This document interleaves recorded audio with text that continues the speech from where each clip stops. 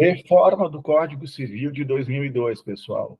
O nosso anteprojeto. Bem, dando continuidade, então, às nossas falas sobre as alterações, vim aqui agora para falar, mesmo que brevemente, da regra prevista pelo artigo 186 do Código Civil, do atual Código Civil, em um comparativo com o que está no projeto, ok? Esta regra é muito importante, esse dispositivo, porque ele trata da responsabilidade civil subjetiva e dos seus pressupostos.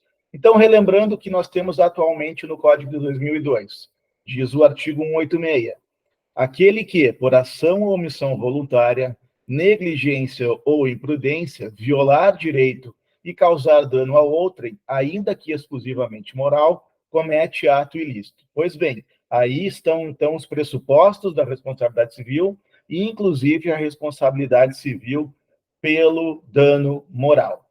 O que vem, então, em termos de alteração? O que está aí, né, em termos de proposta?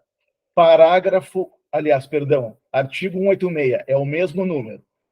A ilicitude civil decorre de violação a direito.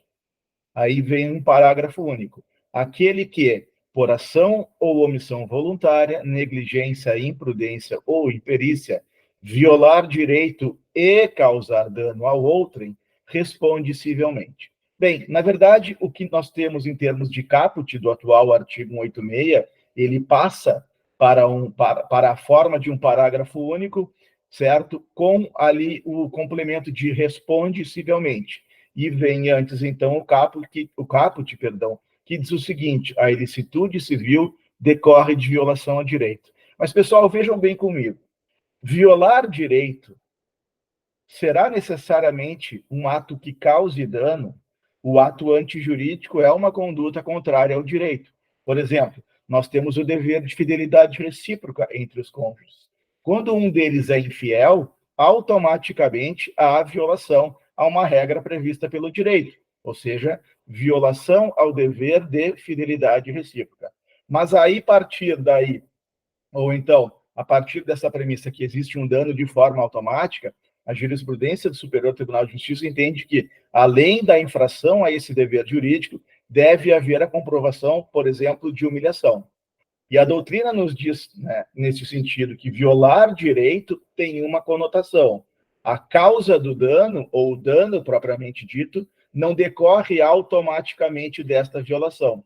E aí eu pergunto para vocês, se na proposta diz o seguinte, conforme o caput, me permito ler de novo, a ilicitude civil decorre de violação a direito, o parágrafo único repete a forma, praticamente, do que temos atualmente no Código de 2002.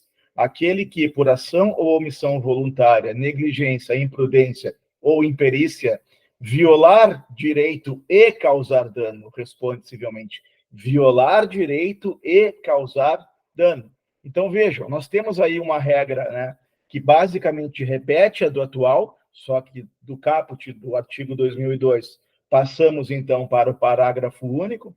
Tem aí a inserção de responde civilmente, quando, na verdade, comete ato ilícito, é a atual regra, e aí foi inserida ainda, então, a situação da imprudência, da imperícia, perdão. O atual código fala, né, em negligência ou imprudência, mas os atos decorrentes de imperícia também são objeto da reparação, e agora, na fórmula do parágrafo único do artigo 186, em termos de reforma, se trouxe, então, também a imperícia.